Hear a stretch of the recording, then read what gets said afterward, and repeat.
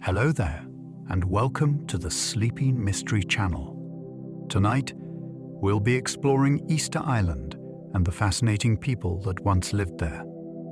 It is one of the most remote places on Earth and home to stone giants that still puzzle researchers. This is a story about an island at the edge of the known world and a people whose achievements continue to challenge the history books. For generations, visitors have wondered how a small society carved such massive figures, moved them across difficult land, and built a sacred world around them. Some answers may be found by archaeologists, while others only survive in memory.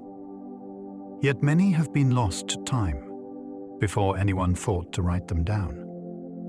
There are scripts nobody can read with certainty. There are rituals that seem to mark a dramatic shift in belief. And there are theories about forgotten knowledge and ancient skills that may have been far greater than we imagine. If you enjoy these curious journeys, I invite you to like, subscribe, or share a thought below. It helps others find their way here too, one sleepy soul at a time. But for now, all you need to do is settle in. Let your shoulders relax and notice your eyes grow heavy.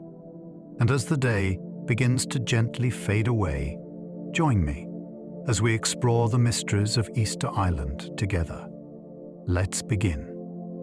The giant stone heads, also known as Moai, may have walked across the land. For a long time, the most practical explanation seemed to involve dragging the statues on wooden sledges, probably with ropes and heavy labor. Then a different idea gained attention. What if the figures were rocked from side to side while upright, almost like a refrigerator being moved across a room? The shape of many statues seems strangely suited to this. Their bellies lean forward. Their bases are rounded in ways that could help them pivot. Experiments have shown that teams using ropes can make replica statues shuffle forward in a controlled motion. That does not prove every statue traveled that way, but it changes the feeling of the mystery. Instead of imagining the Moai as lifeless stones pulled across the island, we can picture them moving in a ceremonial procession. Some people go even further, wondering whether the old stories about walking statues preserved a memory of a real technique. Rapa Nui's statues stare inland, as if guarding the living. Most people imagine mysterious stone faces gazing out toward the endless Pacific, but many of the completed statues were positioned with their backs to the sea. That choice matters. The figures often stood on raised ceremonial platforms near the coast, looking toward villages and cultivated land. To the people who made them, they may not have been monuments for outsiders. They may have been powerful ancestors watching over their own descendants. This changes the whole mood of the island. The statues were not simply decorations or trophies. They were part of a living system of authority, memory, and protection. Yet the ocean behind them also remains important. It was the route of arrival, danger, food, and possible contact with other worlds. Some people wonder whether the inland gaze was meant to hold power inside the community, while the sea behind the statues marked a boundary between the known and the unknown. Nobody has fully decoded the island's strange Rangarongo script. Among the most tantalizing objects linked to Rapa Nui are wooden tablets covered with carved signs that still resist confident translation. The marks include human shapes, animal forms, tools, plants, and symbols that look almost like coded memory. They are usually read in a strange turning pattern, where the board is rotated at the end of a line. That alone makes them feel unlike ordinary writing systems. The problem is that the people who understood them were gone or silenced before detailed explanations could be preserved. Some believe the tablets recorded chants, genealogies, ritual knowledge, or calendars. Others argue they may have been mnemonic devices rather than writing in the usual sense. A more daring possibility is that Rapa Nui created one of the few independent scripts in human history, If that is true, these small wooden boards may hold an intellectual achievement still locked behind silence. A vanished forest may hide the island's most debated warning. Pollen evidence shows that Rapa Nui was once covered with palms, a fact that surprises anyone who knows its bare modern landscape. The old story says the islanders cut down the trees until their world collapsed around them. It is a powerful lesson, but it may be too simple. Rats brought by early settlers may have eaten palm seeds and stopped new forests from growing. Climate shifts may also have added pressure. Human clearing certainly played a role, but the real process may have been slower and more tangled than a single act of self-destruction. This matters because Easter Island has often been used as a symbol of environmental failure. Yet the people did not simply vanish when the forest changed. They adapted with stone gardens, new foods, and altered social systems. The true warning may not be about one mistake. It may be about how survival becomes harder when every choice has consequences. The red stone crowns were lifted onto giants without machinery. The rounded red stones placed on top of some statues can weigh several tons, and they came from a separate quarry far from many platforms. They are often called hats, though many believe they represent top knots of hair. Their reddish color may have carried meaning connected to status, sacredness, or chiefly identity. The real puzzle is how they reached the heads of already massive figures. One explanation suggests ramps made from stone and earth. Another imagines ropes guiding the stones upward in a rolling motion. Experimental work shows that such methods are possible, but possibility does not erase the achievement. The builders had no cranes, engines, or metal lifting machines. They had planning, teamwork, and deep knowledge of balance.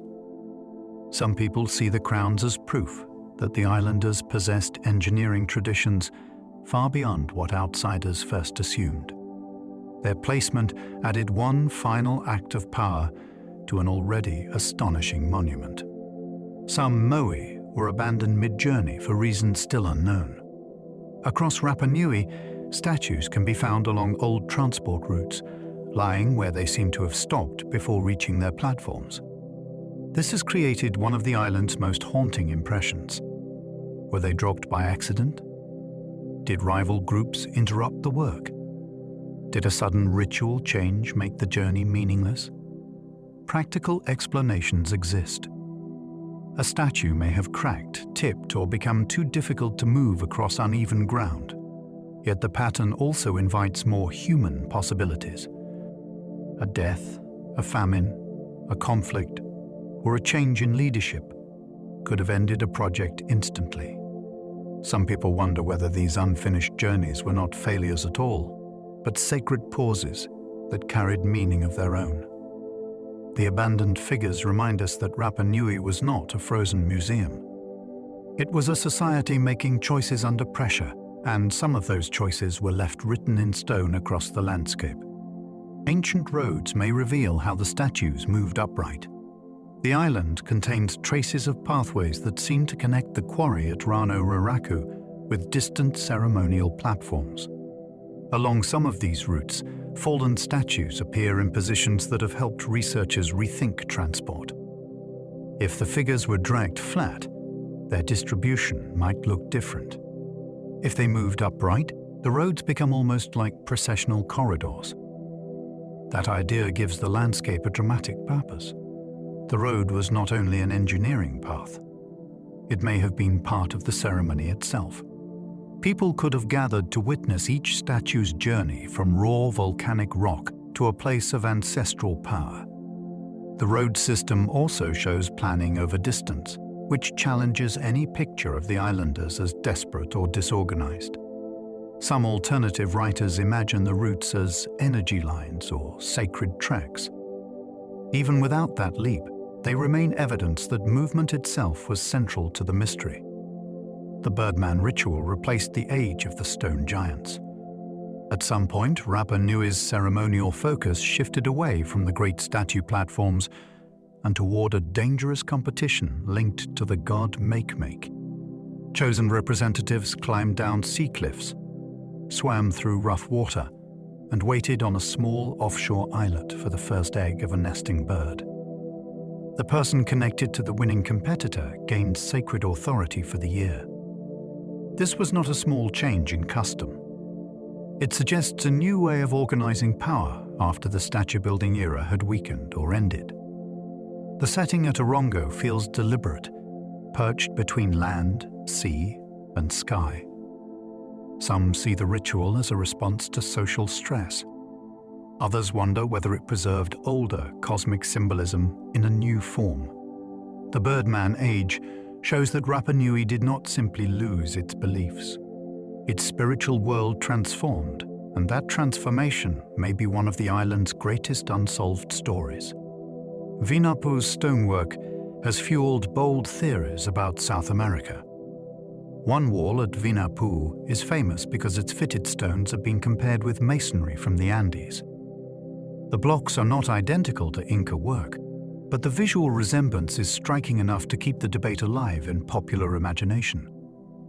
Mainstream explanations usually focus on local skill and the ability of different cultures to solve similar building problems independently. That is a reasonable view. Still, the site continues to attract people who suspect ancient ocean contact was more common than textbooks once allowed. The Pacific was not an empty barrier to Polynesian navigators. It was a highway for people who understood wind, stars, currents, and patience. Sweet potato evidence has already made some form of contact across the ocean seem less impossible than it once did. Vinapu does not prove visiting builders from South America, but it keeps the larger question open in a way that is hard to ignore. Rapa Nui may not have collapsed the way people imagine. For years, the island was presented as a cautionary tale about a society that destroyed itself through reckless overuse of resources. That version became famous because it was simple, dramatic, and easy to repeat. Newer interpretations are more complicated. They suggest the people of Rapa Nui showed resilience for a long time after major environmental change. They built rock gardens, managed limited water, and continued cultural life under difficult conditions.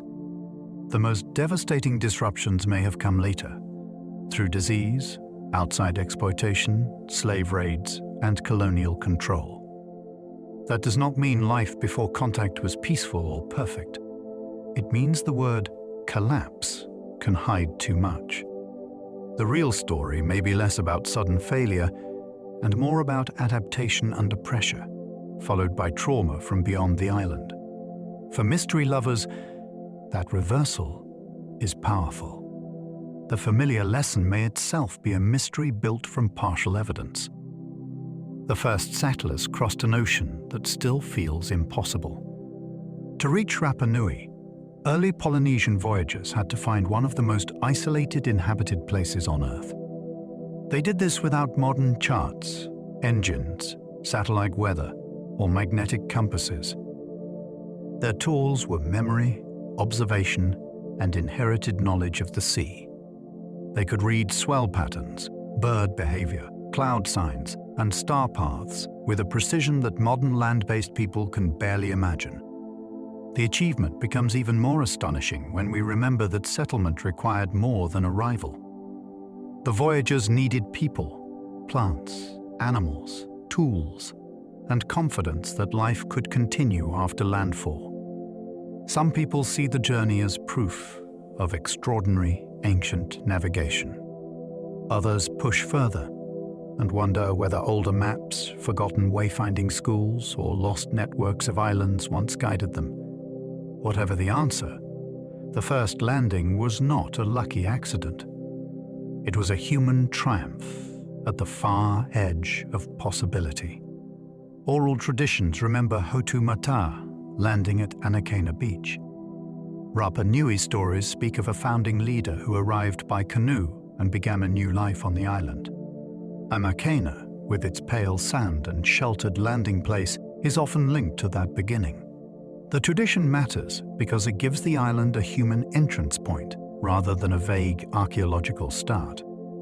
It imagines names, choices, families, and authority arriving across the water. Scholars treat oral memory carefully because stories can shift over generations. Yet they can preserve real places and deep historical patterns, even when details change. Anakena's archaeology supports its importance as an early and sacred area, which makes the tradition feel more than decorative. Some people wonder whether Hatu Mata was one person, a title, or a remembered migration compressed into a single figure. That uncertainty makes the story stronger, not weaker. It shows how Rapa Nui remembers origin through both evidence and ancestral voice. Some statues were buried deeper than early visitors realized. Many people once knew the Moai mainly as giant heads rising from the ground near Rangarongo. Later, excavation showed that these figures often had full bodies hidden beneath accumulated soil and sloped material. That discovery changed public understanding almost overnight. The famous heads were not separate sculptures, and they were not made as simple busts. They belonged to complete forms with torsos, arms, hands, and carved details. The buried portions also protected information that weather might otherwise have erased. This is why excavation can feel like opening a sealed chapter rather than merely digging around a monument. It revealed that the island's most famous images had been only partial views. Some people take this as a warning about the entire mystery. Perhaps we are still seeing only the visible top of a much larger story. Rapa Nui keeps reminding us that what appears obvious may be only the surface. The Moai bodies carry carvings hidden beneath the soil. Beneath the ground, some statues preserve designs that were not visible to casual visitors for generations. These include features on the back and lower body that suggest the figures were more detailed and symbolic than the world once assumed. Carvings may relate to clothing, status marks, sacred emblems, or later additions made after the statues were already standing or buried. The details matter because they shift the Moai from simple, monumental faces into four ancestral presences with layered meaning. They also raise practical questions. Were these marks intended for living viewers, for ritual specialists, or for the ancestors themselves? If designs became hidden over time, did their invisibility change their power, or did the meaning remain active beneath the earth? Some people wonder whether buried carvings are like sealed messages from a lost ceremonial system. They do not give us easy answers, but they prove the statues were more complex than their silhouettes suggest. Rangarongo was both a quarry and a sacred workshop. The volcanic crater where most moai were carved is not just a source of stone. It feels like the birthplace of the island's giants. Hundreds of statues remain there in different stages of creation, from rough outlines still attached to the rock to upright figures standing on the slopes. This concentration makes the site feel unusually alive.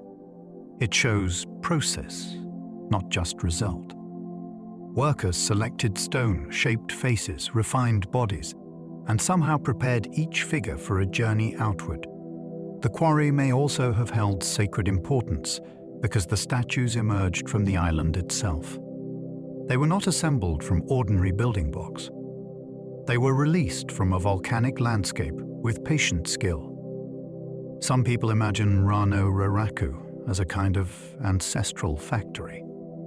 Others see it as a ritual womb of stone. Either way, it preserves the moment before movement, when an idea became a presence. Many unfinished statues still wait inside the volcanic rock. At Rangarongo, some moai remain attached to the bedrock, as if the workers paused and never returned. These unfinished forms are among the most revealing objects on the island because they show how carving actually happened. A figure was shaped while lying on its back within the rock face. Only later would it be separated and prepared for transport. The abandoned examples let us see mistakes, changes in plan, and stages of labor that completed statues hide. Yet they also create a deeper puzzle. Why did so many remain incomplete? The answer may involve resource pressure, political upheaval, ritual transformation, or the end of a building tradition. Some people wonder whether the work stopped suddenly because a belief system changed faster than the quarry teams expected. The unfinished figures feel like sentences without endings. They show ambition still locked inside the mountain, waiting for hands that never came back. The largest unfinished Moai would have dwarfed the completed giants. One immense figure still attached to the quarry rock would have been far bigger than any statue successfully raised on a platform. Its size is almost difficult to take seriously because it pushes the whole project beyond practical confidence. Why begin something so enormous? It may have been an act of competition between groups, a display of religious devotion, or a final escalation in statue-making ambition. The builders clearly knew how hard it would be to move a normal Moai. A much larger one would have created problems of weight, balance, route, and manpower on an entirely different scale. That is why some people see it as evidence of a culture reaching for impossible power. Others suggest it was never meant to be moved at all, but carved as a sacred presence within the quarry.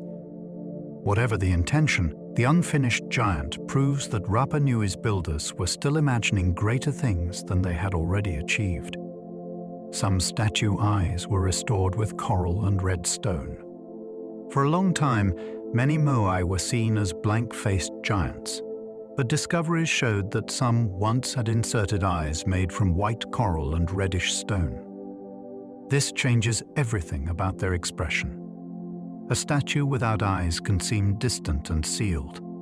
A statue with eyes becomes alert, focused, and almost awake.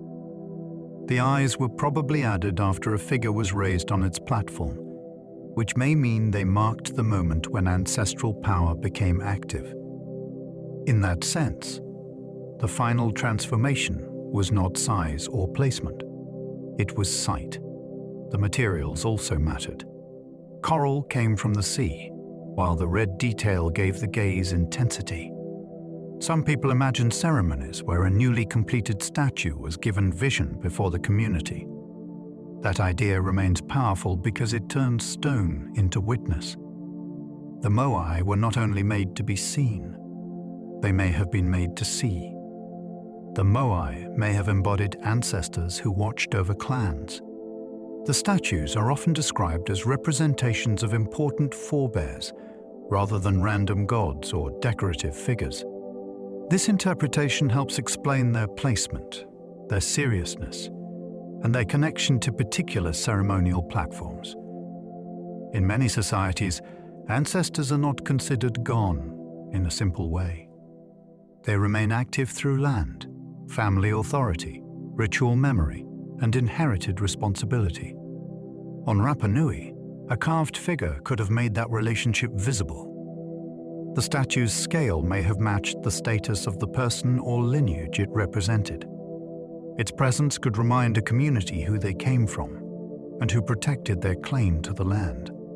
Some alternative thinkers wonder whether the figures also served as vessels for energy or consciousness. That idea goes beyond conventional archaeology, but it grows from the same basic feeling. These monuments seem to hold more than portraiture. They suggest a world where stone, memory, and power were deeply connected. Ahu platforms turned coastlines into ceremonial frontiers of power. The raised platforms that held many moai were not simple bases. They were major structures that organized space, status, and sacred presence along the island's edges. Built from carefully placed stone, they could include ramps, burial areas, and open plazas where people gathered. Their coastal locations made them highly visible to communities moving through the landscape.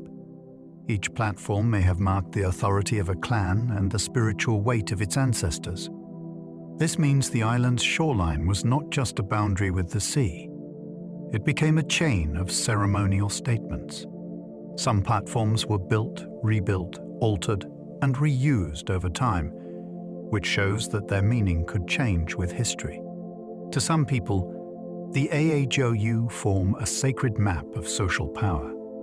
To others, they suggest a network of places designed to hold balance between the living community and the forces beyond it. Either way, they shaped how Rapa Nui was understood. The statues almost never face the open ocean. This detail can surprise people because the island is surrounded by water and the sea dominates every approach to it. Yet the completed monuments were usually placed so their attention turned back toward the people, the homes, and the cultivated land. That pattern suggests the statues were not built to greet passing ships or warn strangers away. They were part of an inner world. A few exceptions make the pattern even more interesting, especially Ahulakivi, where a group of restored figures faces outward.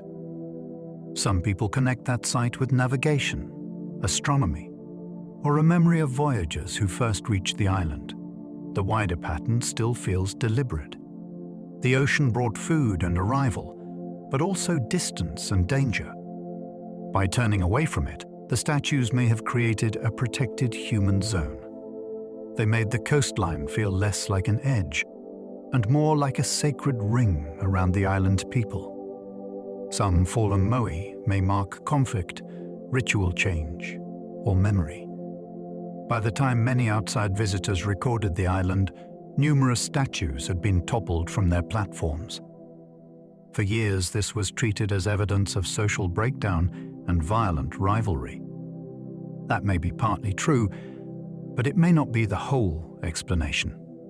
Toppling a statue could have been an attack on a clan's authority. It could also have been a controlled ritual act when older beliefs lost their power. In some cases, fallen figures may have remained meaningful even after they were no longer standing. The act of lowering a monument might have closed a chapter rather than simply destroying it. The difficulty is that a fallen statue does not explain itself. It only shows the aftermath. Some people imagine nights of conflict and sudden political revenge. Others picture formal ceremonies where old ancestral presences were deliberately put to rest. The mystery is not just why they fell, but what falling meant. The island's caves may have sheltered secrets during troubled times. Rapa Nui is full of lava tubes and hidden chambers formed by ancient volcanic flows. These places were more than geological curiosities. They could provide shade, storage, refuge, and privacy in a landscape where open space made everything visible. During periods of fear or scarcity, caves may have protected people and valuable objects. Some contain carvings, remains of habitation, or signs that they played a role in ritual life. The mystery deepens because caves naturally preserve fragments that surface sites lose. A small object left underground can outlast a whole village above it. That makes every chamber feel like a possible archive. Some people believe secret knowledge may have been hidden there during times of upheaval, especially when outside forces disrupted older traditions. It is easy to understand why. On an island where so much memory was broken, a dark entrance in the rock can feel like a doorway into everything that was kept out of sight. Rapa Nui's freshwater sources may explain statue placement. Fresh water is one of the most important keys to understanding life on the island. Rapa Nui has no large permanent rivers, which means communities had to know exactly where reliable water could be found. Crater lakes, seeps, wells, and coastal freshwater flow may have shaped settlement decisions in ways that early visitors did not recognize. This gives the statue platforms a practical layer beneath their sacred meaning. Some studies suggest that many monuments stand near places where fresh water was accessible. That does not reduce their mystery. It makes them even more impressive. The same sites could unite survival, ritual, and community identity. A platform near water may have said that a lineage controlled not only ancestral power, but also a vital resource. Some people take this further and imagine the statues as guardians of hidden water points. Whether literal or symbolic, the connection turns the monuments into part of a living survival map. Coastal seep water may have guided ancient settlement choices. On parts of the island, fresh groundwater can emerge near the shoreline and mix with seawater. To someone unfamiliar with the place, that sounds unlikely. To people who lived there, it may have been essential knowledge. If fresh seep water was predictable, then coastal communities could draw life from places that outsiders might overlook completely. This has changed how some researchers think about ancient settlement. A coast that seems harsh and exposed may actually have offered access to water, fishing, transport, and ceremony in one zone. The Moai platforms near these areas may reflect that combined importance. Some people wonder whether the islanders knew subtle signs that revealed where drinkable water surfaced, such as vegetation changes or taste differences at low tide. That kind of knowledge would not need to be written down. It could be passed through practice.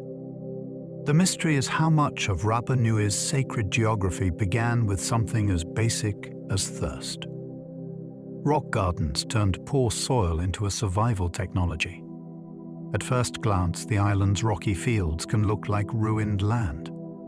In reality, many stones were placed or managed as part of a farming strategy. Rock mulch can protect soil from wind, hold moisture, moderate temperature, and slowly release minerals.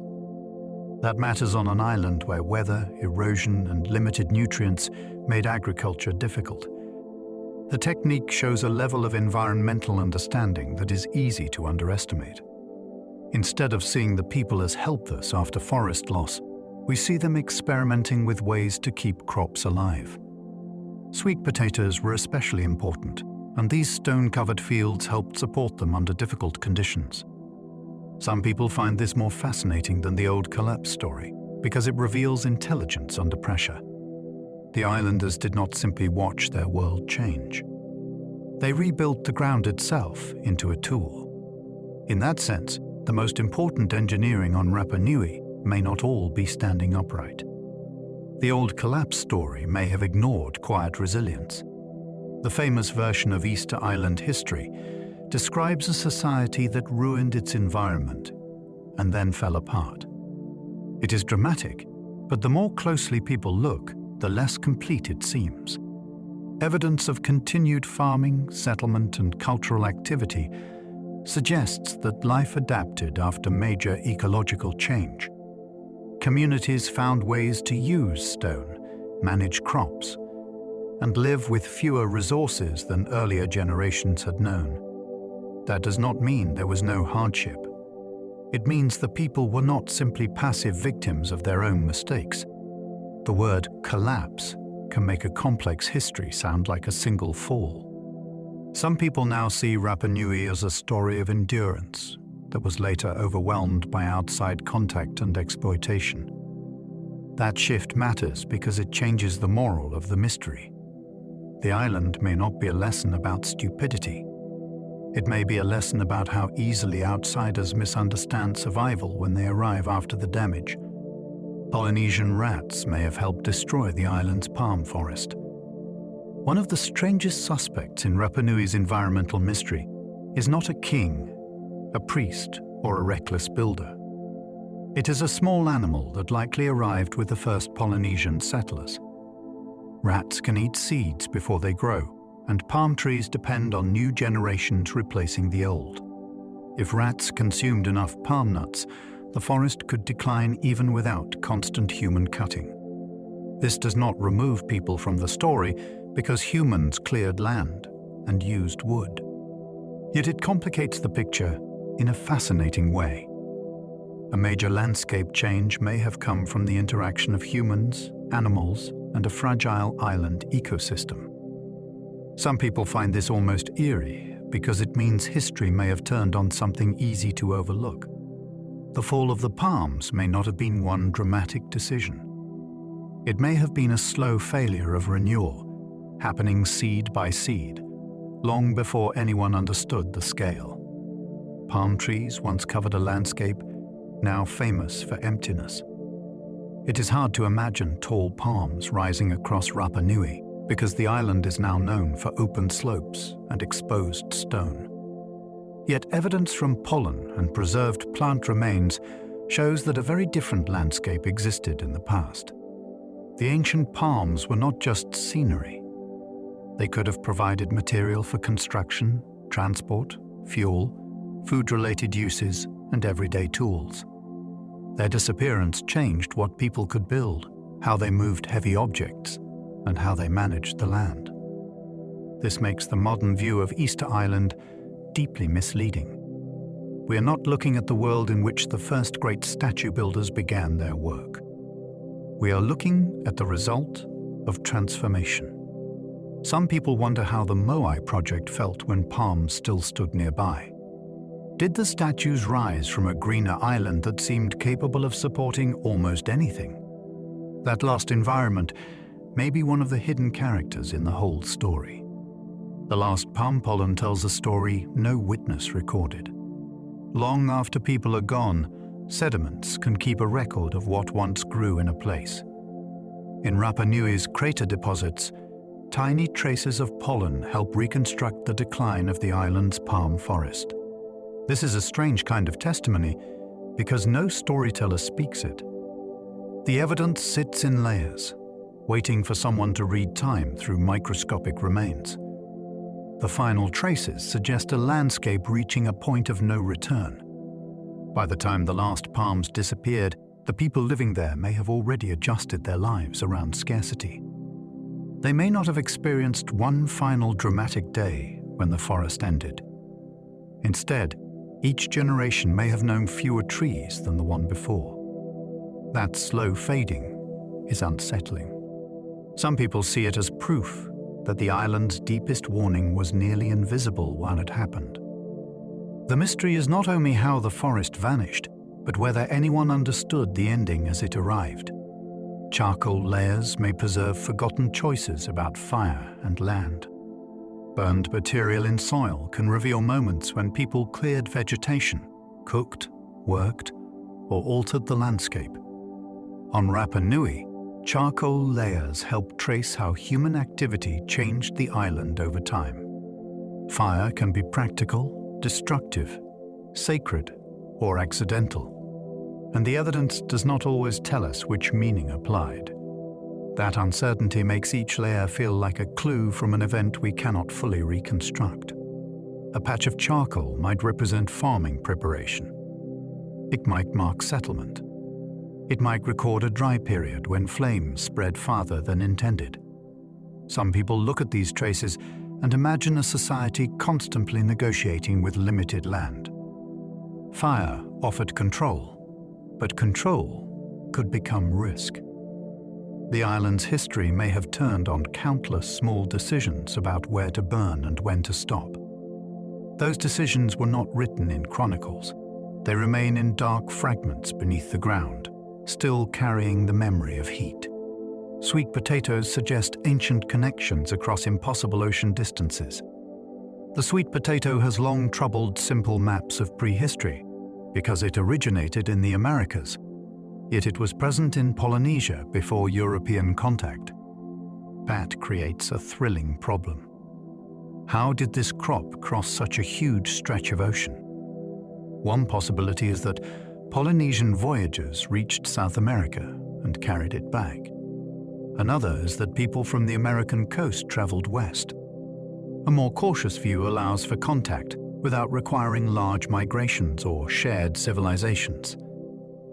Even so, the plant itself becomes evidence that the Pacific was not as closed as many once believed.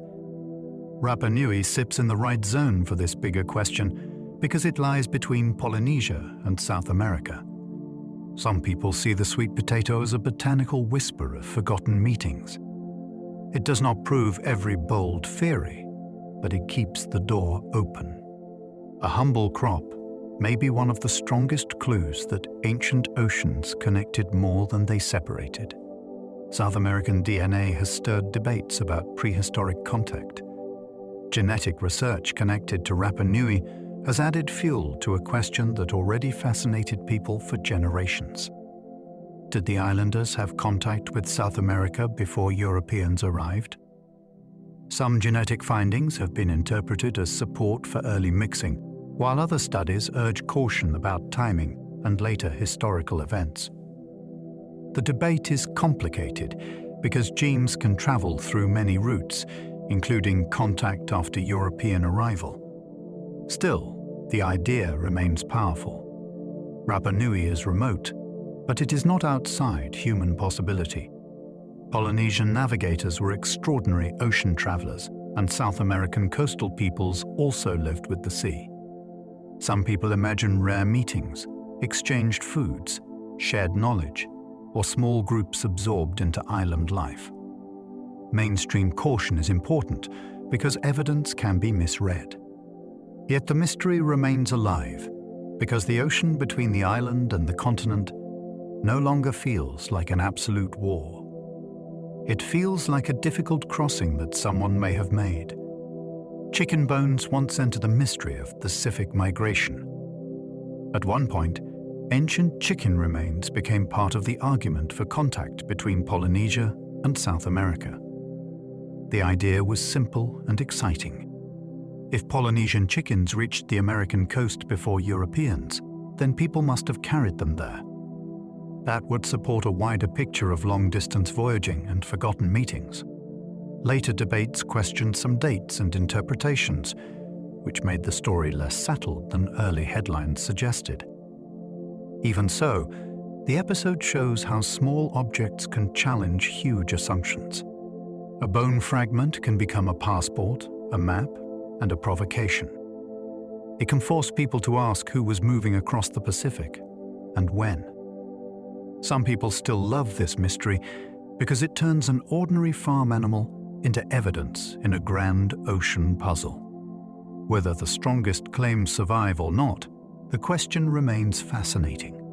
The past may be hidden in the remains of creatures that traveled with humans almost everywhere. The island's isolation may have been less complete than assumed.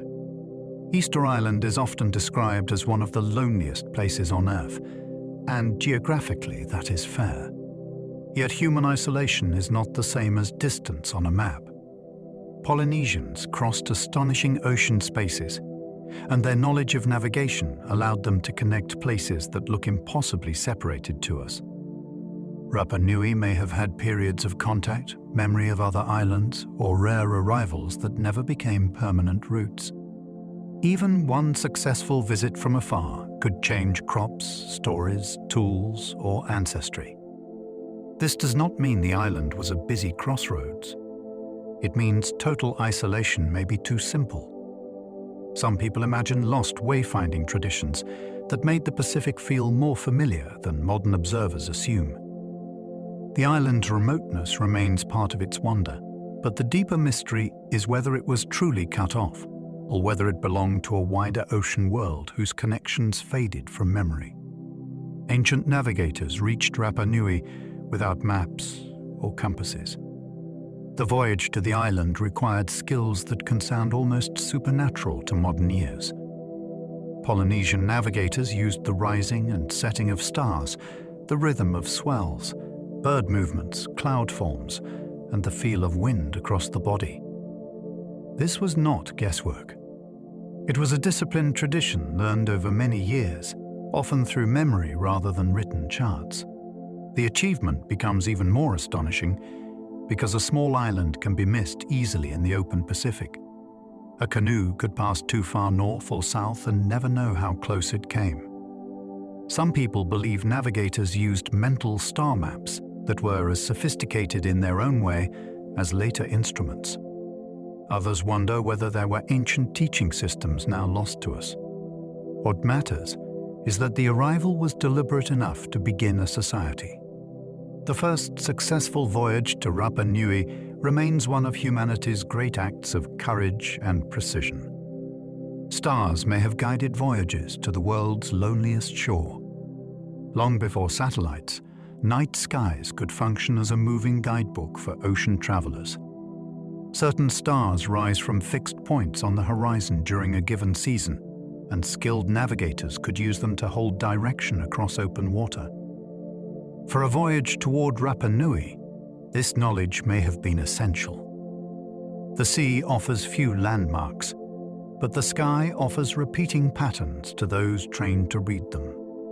This gives the island's history a larger cosmic dimension without needing to leave the human world. People did not need modern science to recognize order above them. They needed memory, teaching, and trust. Some people wonder whether star paths were built into stories, chants, or sacred instructions that disappeared after old knowledge was broken.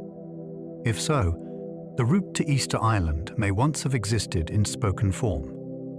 A path across the ocean may have been carried inside the minds of navigators rather than drawn on any surface.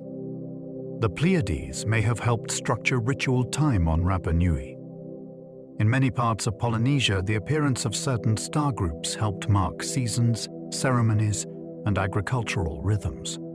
The Pleiades are especially famous because their visibility can signal important changes in the year.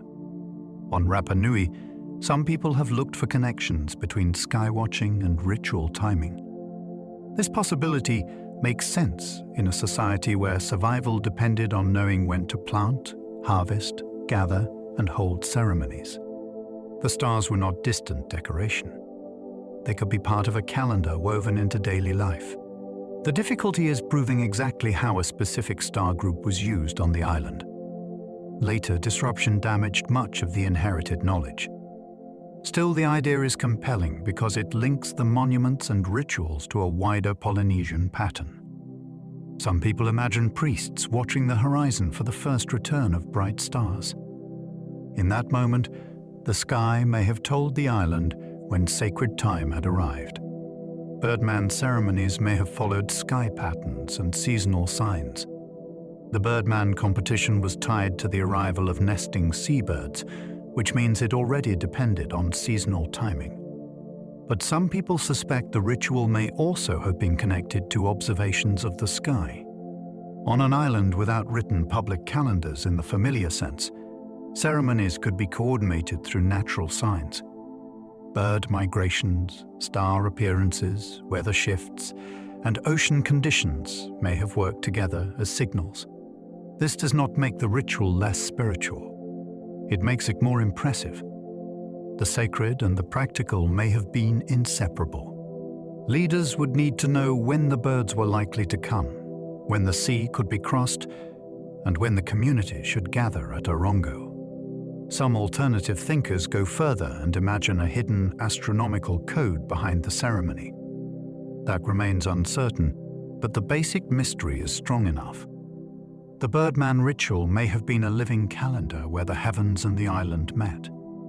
Rangarongo's clifftop village watched a dangerous race for sacred eggs. The ceremonial village of Rangarongo sits beside the crater of Rangarongo and looks toward the offshore islets connected with the Birdman ritual. Its location is dramatic for a reason. From there, people could oversee a competition that required nerve, endurance, and belief. Representatives descended the cliffs, crossed rough water, and waited for the first egg of a sooty tern. The prize was not a simple trophy. It could shift sacred status and political influence for the year ahead. That makes Rangarongo a stage where danger became authority. The stone houses were low, enclosed, and built into the landscape, which gives the site a focused ceremonial feeling. Some people wonder whether the contestants were seen as entering a boundary zone between human society and divine selection. The egg was small, but the meaning was enormous. Power on Rapa Nui could depend on a fragile object carried back from a dangerous place. The islet of Motu Nui became a stage for divine selection.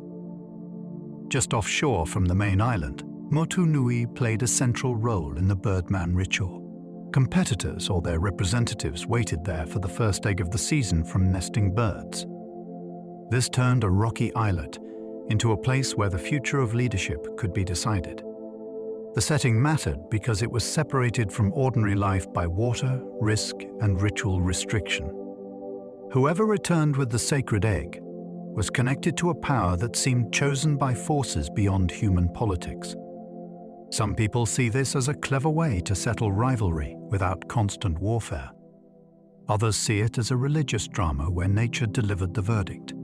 The islet's small size makes its importance even more striking.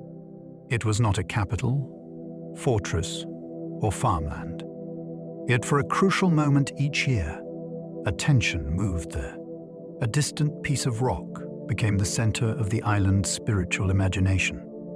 Make ruled the Birdman age as a powerful creator figure. When the statue-building era lost its central place, the figure of Make became especially important in Rapa Nui religious life. He is often linked with creation, fertility, and the Birdman cult. His presence appears in carvings and traditions connected to Orongo, where human bodies, bird forms, and sacred authority merged into one intense ritual system. The name itself carries a force that feels distinct from the ancestral focus of the Moai platforms. This shift suggests that Rapa Nui society was capable of deep religious transformation. It did not simply preserve one belief forever. It reshaped its sacred world as conditions changed. Some people wonder whether Make represented a much older god who rose to new prominence during crisis. Others think his cult formed around the practical importance of seabirds and seasonal renewal. Either way, the Birdman age did not feel like emptiness after the statues. It had its own divine center, and that center still feels mysterious. Petroglyphs at Orongo preserve symbols nobody fully understands. The rocks around Orongo are covered with carvings that include Birdman figures, faces, sacred signs, and forms linked to Make. These images are among the most concentrated symbolic records on the island. Yet their meanings are not fully recoverable. Some may refer to winners of competitions. Some may mark prayers, identities, or ritual claims. Others may belong to a language of sacred imagery that outsiders entered too late to understand. What makes them fascinating is that they appear in the very place where the Birdman ritual unfolded. The carvings are not random decorations. They are part of a charged ceremonial landscape. Some people study them as religious records. Others imagine them as coded statements of power, memory, or even astronomy. The truth may include several meanings at once. A symbol carved into stone can be both public and secret. Orongo's petroglyphs still speak visually, but the grammar behind them remains partly lost. Some carvings blend bird, human, and divine identities together. Rapa Nui's Birdman imagery is powerful because it does not keep categories separate. Human bodies can take on bird-like heads or forms, while sacred symbols connect the figure to gods and ritual authority. This blending suggests a worldview where transformation was possible, at least in ceremony. A chosen person could become more than ordinary for a time.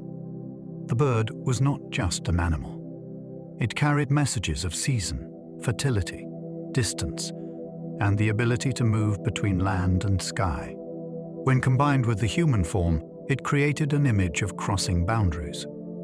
Some people see these carvings as evidence of shamanic ideas or ritual possession. Others interpret them as symbolic expressions of political status. The appeal of the mystery is that both readings may touch part of the truth. The Birdman figure seems to say that power on Rapa Nui could arrive through transformation, and that identity itself could become sacred. The Birdman winner could reshape political power for a year. The person associated with victory in the egg ceremony gained special status that could influence leadership, privilege, and sacred authority. This meant power was not fixed only by inheritance or strength. It could be renewed through a dangerous ritual outcome. That system is fascinating because it channels competition into ceremony. Rival groups could back representatives, watch the result, and accept a form of divine judgment. Of course, acceptance may not always have been simple. The stakes were high, and high stakes create tension. Some people imagine the ritual as a pressure valve during a period when older statue-based authority no longer worked as before. Others see it as a sophisticated political structure disguised as religious drama. The winner's authority lasted only for a limited time, which may have prevented one lineage from holding power forever. Each season brought uncertainty back into the system. The island's leadership could turn on courage, timing, and a single fragile egg. Rangarongo's crater lake held water, ritual, and hidden memory. Rangarongo is one of the island's most dramatic volcanic craters, and its lake was a precious freshwater source. The crater's presence near Rangarongo adds another layer to the Birdman landscape. People gathered above a vast natural basin while ceremonies looked outward toward the islets. The site connects survival with sacred performance in a way that feels deliberate. Water inside the crater may have supported life, but the crater itself also created a powerful setting for ritual authority. Its steep walls and enclosed lake make it feel separate from ordinary space. Some people wonder whether Rangarongo was understood as a portal-like place, a boundary between worlds, or a reservoir of ancestral force. That is speculative, but the location invites such ideas because geography and ceremony are so tightly joined. The lake also preserves environmental clues in sediment. Beneath its surface, the island's natural history may be written in layers that no human voice preserved. Stone houses at Rangarongo seem built for ceremony, not comfort. The houses at Rangarongo are low, narrow, and made from carefully fitted stone slabs. They do not feel like ordinary homes built for long-term ease. Instead, they seem designed for a specific ceremonial season, when participants and leaders gathered near the Birdman ritual. Their shape may have protected people from wind, but the experience inside would have been enclosed and intense. That suits a place where status, waiting, and sacred danger all came together. The architecture tells us that ritual life on Rapa Nui did not depend only on statues. It had specialized buildings, controlled spaces, and places set apart from everyday settlement. Some people imagine Rangarongo as a kind of initiation zone where those inside prepared for contact with divine choice. Others see it as a practical base for a demanding annual event. Both readings make the village more compelling. Its buildings were not grand in height, but they held a concentrated kind of power.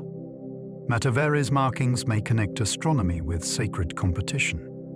Near Matavele, markings in stone have been interpreted by some as possible astronomical references connected with the ceremonial calendar. The idea is debated, but it fits a broader pattern in which island societies used sky observations to structure important events. If certain lines or marks help track the sun, stars, or seasonal change, then they could have supported ritual timing linked to the Birdman competition. The difficulty is that stone markings can be hard to interpret. A feature may be practical, symbolic, astronomical, or all of these depending on context.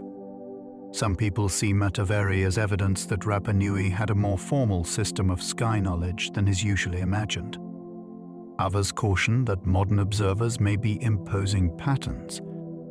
The mystery lies in that tension. The islanders clearly watched nature closely. The open question is whether some of that knowledge was fixed into the ground itself, leaving a calendar that we can still see but not fully read. A solar eclipse may have entered Rapa Nui memory.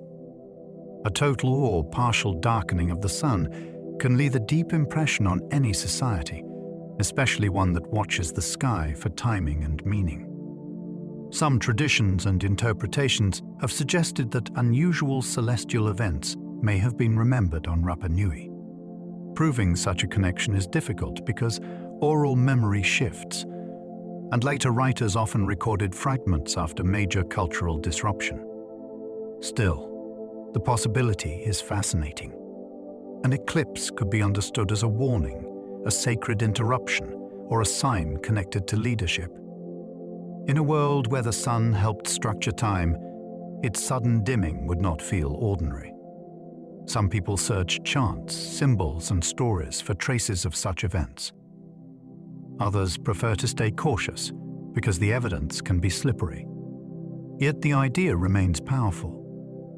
A brief change in the sky may have become part of the island's sacred imagination, even if the original meaning has drifted beyond reach. Halley's Comet has been linked to speculative island traditions. Bright comets have unsettled and fascinated people across the world, and Halley's Comet is the most famous returning example. Some writers have wondered whether its appearances influenced stories, symbols, or ritual timing on Rapa Nui. This is speculative, but it is not absurd to ask. A striking object crossing the night sky would have mattered to people who already used celestial patterns to understand time and sacred order. The challenge is matching a specific comet to a specific tradition without forcing the evidence. Cultures may remember unusual sky events in symbolic ways that later become hard to identify. Some people look at bird imagery, sky lore, and moments of political change, then wonder if a comet was seen as a divine signal. Mainstream scholars usually require stronger proof. Still, the possibility gives the island another layer of mystery. Perhaps some stories were shaped not only by land and sea, but by rare visitors from the sky. Rangarongo tablets may preserve history, chants, calendars, or genealogy. The surviving tablets are among the most mysterious objects ever connected to Rapa Nui. Their carved signs may record sacred knowledge, but nobody can say exactly what kind with confidence. One school of thought imagines lines of remembered ancestors, passed down in careful order. Another sees ritual chants, possibly used by trained specialists during ceremonies. A different possibility is that the symbols track the moon, planting seasons, or ceremonial timing.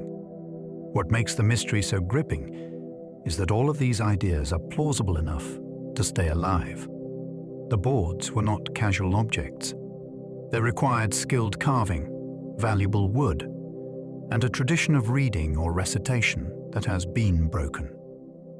Some people even suspect that each tablet held more than one layer of meaning, with public signs hiding private instruction. If that is true, then Rangarongo was not merely a script. It was a portable archive of a world that nearly vanished. The script's direction changes in a way that baffles readers. One of Rangarongo's strangest features is the way many lines appear to be read in a turning pattern. A reader may have followed one line, rotated the tablet, and then continued along the next. This method is often called reverse boustrophedon, but the technical name matters less than the experience. It means the tablet itself had to move in the hands as the reading unfolded. That physical action may have been part of the tradition. Perhaps the turning helped memory. Perhaps it reflected ceremony. Perhaps it showed that the words were not meant for ordinary reading at all. The signs also faced different orientations, which makes the system feel carefully designed, yet deeply unfamiliar. Some people wonder whether the movement of the tablet mirrored cycles of the moon or the turning of sacred time. Others see a practical solution created by expert carvers. Either way, the writing seems to demand participation from the body as well as the mind. Missionaries recorded the tablets after knowledge had already faded. By the time outsiders began asking serious questions about Rangarongo, the living chain of expert knowledge had already been badly damaged. Missionaries and visitors encountered tablets, but they did not enter a stable world where trained readers could explain everything clearly. Disease, forced labor, social disruption, and religious change had altered the island's memory systems. This timing is tragic because it means the clues arrived just after the key had been lost. Some accounts suggest that people still recognized the tablets as important, yet the ability to read them may have survived only in fragments. That creates a frustrating historical gap. The boards were collected, traded, removed, and studied far away, but the original context could not be fully recovered. Some people believe a few chants recorded later may echo parts of the lost tradition. Others doubt that direct reading survived at all. The mystery remains painful because the answer may have disappeared only a generation too soon. Some glyphs resemble humans, animals, tools, and celestial signs.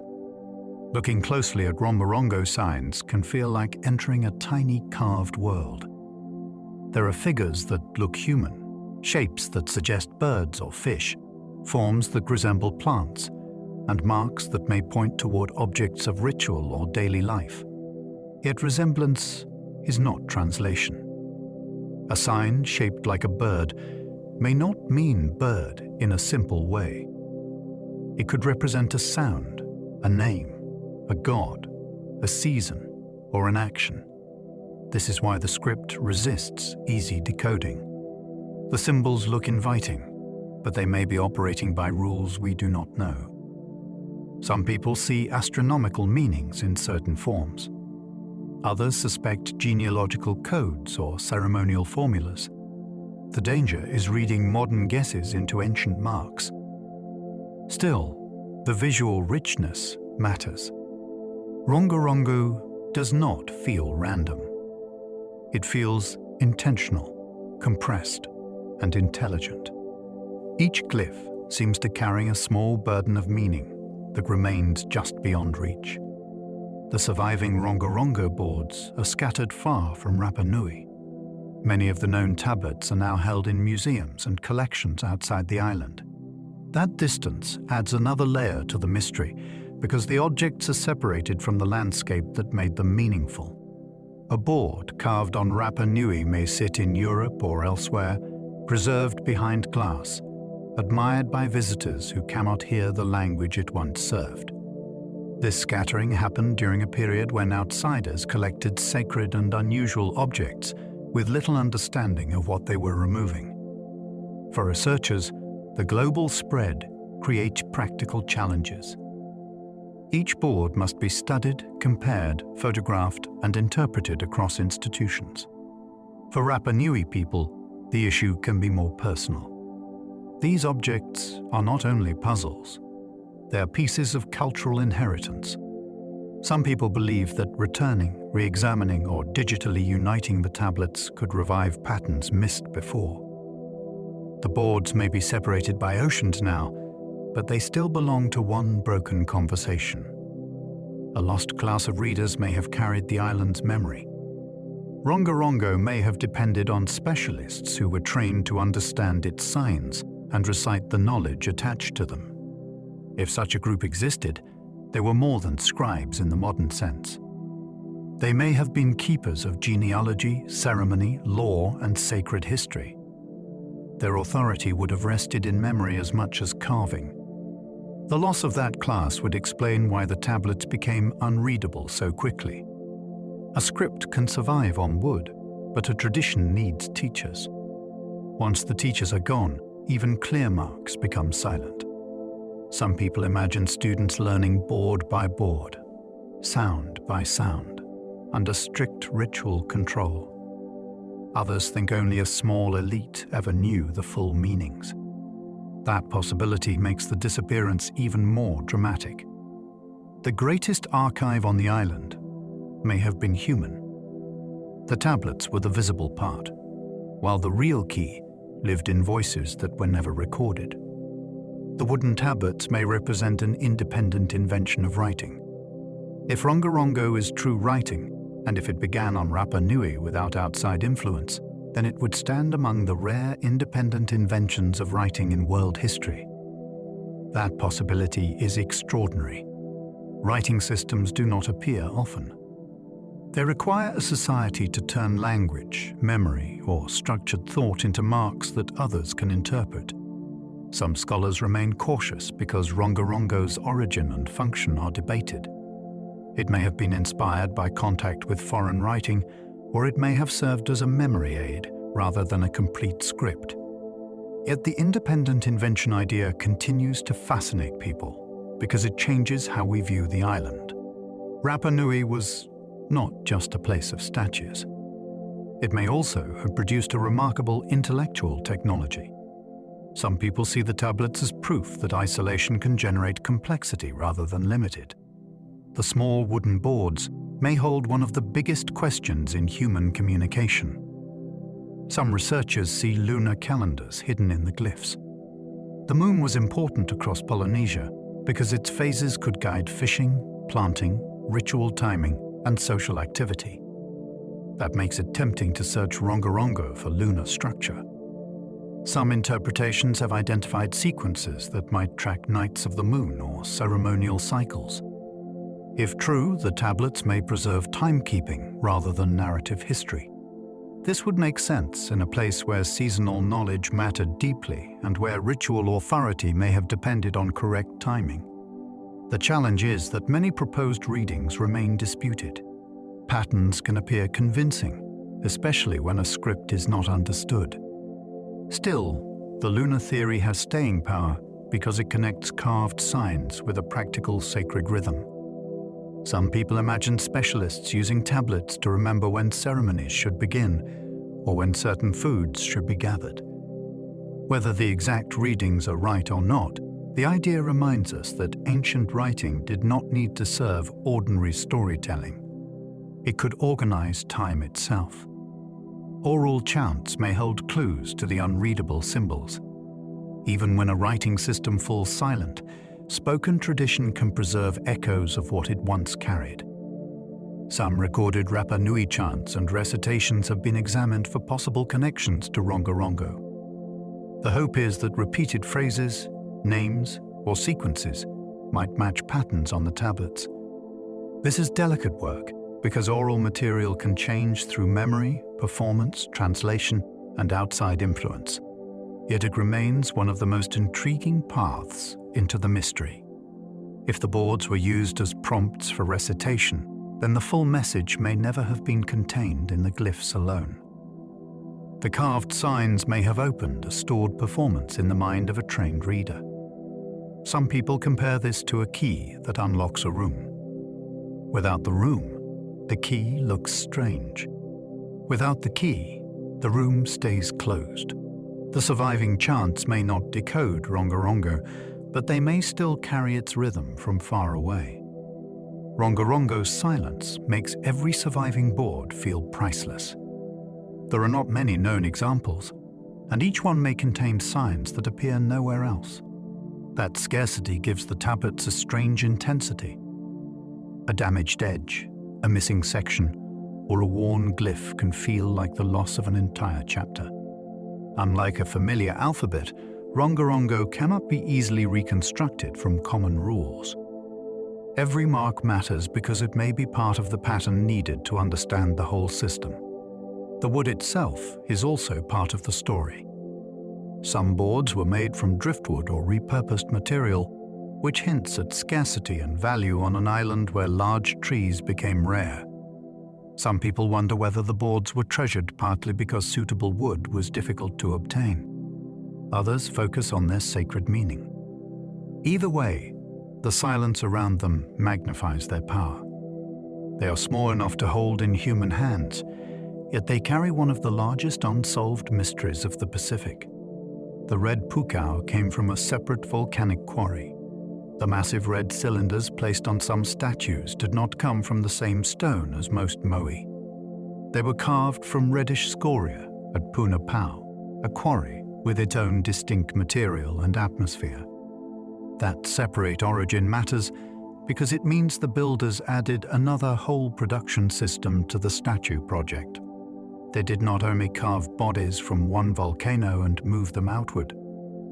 They also selected a different stone, shaped it, transported it, and raised it into position. The color may have been part of the meaning. Red was often associated with power, high status, sacred force, or chiefly identity in Polynesian contexts. Some people see the pukao as the final sign that a statue had reached full authority. Others imagine them as markers of lineage or ritual rank. Their separate quarry gives them a biography of their own. Each one traveled from a red source before joining a stone ancestor. Puna POW's scoria blocks traveled across difficult ground. Moving a pukao from its quarry to a ceremonial platform was not a minor task. The stone was lighter than the main Moai rock, but some blocks were still enormous. They had to be shaped, guided, and transported across a landscape with slopes and uneven surfaces. One theory suggests they were rolled because their cylindrical form made that possible. Another proposes more controlled methods using ropes, ramps, and teams of workers. The important point is that the builders planned for shape as well as meaning. A rounded form is not only symbolic, it can help movement. That blend of ceremony and practicality is part of what makes Rapa Nui engineering so fascinating. Some people wonder whether transport routes for pukao followed special paths separate from the statue roads. Others imagine public events surrounding their movement. The red stones were not afterthoughts. They were heavy declarations that had to cross the island before they could crown a monument. Some crowns may represent hair rather than hats. The word hat is convenient, but it may mislead the imagination. Many people now think the red cylinders represent a top knot or a formal hairstyle rather than a separate piece of clothing. This interpretation changes the statues from figures wearing objects into figures displaying status through the body itself. In Polynesian societies, hair could carry meanings connected to rank, identity, and sacred restriction. A high or bound hairstyle might signal importance. The red color may strengthen that association because it stands out dramatically against the pale volcanic stone of the Moai. Some people wonder whether the puka preserved a memory of elite appearance from a time when powerful people were recognized by distinctive hair. Others suggest the form became symbolic beyond any literal hairstyle. Either way, the idea makes the statues feel more personal. The heads were not blank monumental shapes. They may have carried signs of social identity that every islander understood immediately. The tallest standing moai changed how visitors understood the island. When people stand before the largest raised statues, the scale can be difficult to process. Photographs flatten them, but the body feels their weight. The height forces a basic question. How did a community on a remote island create figures so large that they still dominate the viewer centuries later? The tallest standing examples prove that the builders were not working at the edge of accidental success. They mastered proportion, transport, raising, and platform placement with remarkable confidence. Their scale also shaped the social effect. A towering ancestor did not merely represent power. It performed power in front of everyone who approached. Some people believe the largest statues came from periods of competition between clans, with each group trying to outdo the others. Others see devotion rather than rivalry. Both ideas may be partly true. Monumental size can serve faith and politics at the same time, which is why the tallest moai still feel commanding. Ahu Tongariki was restored after disaster scattered its statues. Ahu Tongariki is one of the most famous restored sites on Rapa Nui, but its modern appearance hides a dramatic recent history. A tsunami in the 20th century swept through the area and scattered massive statues and platform stones. Later restoration brought the moai back into a powerful line, making the site a symbol of recovery as well as ancient achievement. That story matters because it shows the monuments are not frozen relics. They continue to face danger, repair, debate, and renewal. The restoration required careful planning and heavy equipment, which also reminds us how impressive the original builders were without modern machines. Some people find the site especially moving because it has fallen, been displaced, and stood again. It carries more than one era of mystery. There is the ancient question of its first construction, and the modern question of how people choose to restore sacred places after disaster has changed them. 15 moai now stand together in a powerful ceremonial row. the line at Ahu Tongariki, has become one of the most recognizable images of Rapa Nui. The number itself makes the site feel commanding because the statues do not appear as isolated giants. They stand as a collective presence. Each figure differs slightly in size, shape, and expression, which suggests they were not simple copies. Together, they create the impression of a gathered ancestry facing the land.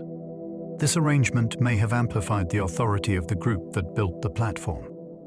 A single statue can represent one powerful figure. A row of many can project continuity, lineage, and lasting control over a place. Some people wonder whether the sequence encoded rank, genealogy, or clan memory. Others see the visual force as the main message. The site remains powerful because the Rao makes scale social. It is not only stone looking at people. It is a community of ancestors appearing to stand together. Rising seas may threaten monuments that survived for centuries. Many important sites on Rapa Nui stand near the coast, which made sense in the ceremonial geography of the island. Today, that same placement creates a serious concern. Higher seas, stronger storms, and erosion can undermine platforms, expose buried remains, and damage carved stone. This adds a modern chapter to the mystery. The island's monuments survived political change, environmental stress, outside contact, and long periods of neglect. Now they face forces tied to a changing climate. The threat is not dramatic in every location at every moment, but it is persistent. A coastline can retreat slowly until a sacred site is suddenly vulnerable. Some people find this especially unsettling because the Moai were built to endure beyond ordinary lifetimes. Yet even stone depends on the land beneath it. The future of Rapa Nui's monuments may depend on choices made far from the island by people who will never stand before them. Waves could one day reach sacred sites along the coast. The ocean was always part of Rapa Nui life, but it may become a more direct threat to some of its heritage. Storm waves can strike platforms, scatter stones, and accelerate erosion around archaeological remains. Even when a site is not destroyed at once, repeated impacts can weaken it over time. This kind of damage is difficult because moving a monument can protect it physically while changing its meaning. Leaving it in place can honor its original setting while risking loss. That creates a painful choice for caretakers. Some people argue that sacred sites should remain connected to the exact ground where ancestors placed them. Others believe preservation may require intervention before the sea decides for everyone. The mystery here is partly about the future. What does it mean to save a monument if saving it means changing its relationship to the landscape? Rapa Nui may force the modern world to answer that question. Climate change has made the island's future another mystery. Rapa Nui is no longer only an archaeological puzzle. It is also a living place facing uncertain environmental change. Shifts in rainfall, coastal erosion, storms and heat can affect daily life as well as ancient sites. This connects the island's famous past with a question that belongs to the present. How does a community protect heritage when the conditions around that heritage keep changing? The answer is not simple because the island must balance tourism, conservation, local needs, and cultural authority. Some people see a strange echo between the old debates about environmental stress and the modern pressures now building around the island. That echo can be uncomfortable, but it is also important. Easter Island has long been used as a symbol in arguments about human choices. Now the island itself is part of a new global test. The next mystery may not be what happened long ago. It may be what survives from here. A prolonged drought may have reshaped life before European arrival. Water stress can change a society without leaving dramatic monuments to explain it. A long dry period could affect crops, drinking supplies, settlement patterns, and political relationships. On Rapa Nui, climate evidence has been used to explore whether drought contributed to social changes before sustained European contact. The idea is compelling because it adds pressure without requiring sudden catastrophe. If water became less reliable, communities may have reorganized around the places where it remained available. Ritual systems may have shifted as people searched for stability. Food production may have demanded more labor and cleverer techniques. Some people imagine drought as an invisible hand behind the end of the statue era. Others caution that climate alone cannot explain everything. Human decisions still mattered. The mystery is how environmental stress interacted with belief, leadership, and daily survival. A dry spell on the small highland is not just weather. It can become history. Sediment cores preserve climate clues beneath quiet crater water.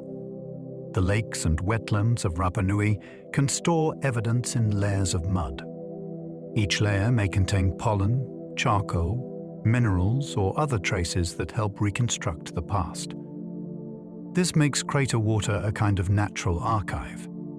Nobody wrote a weather report for the centuries when the great statues were being made, but the island itself recorded changes in its basins.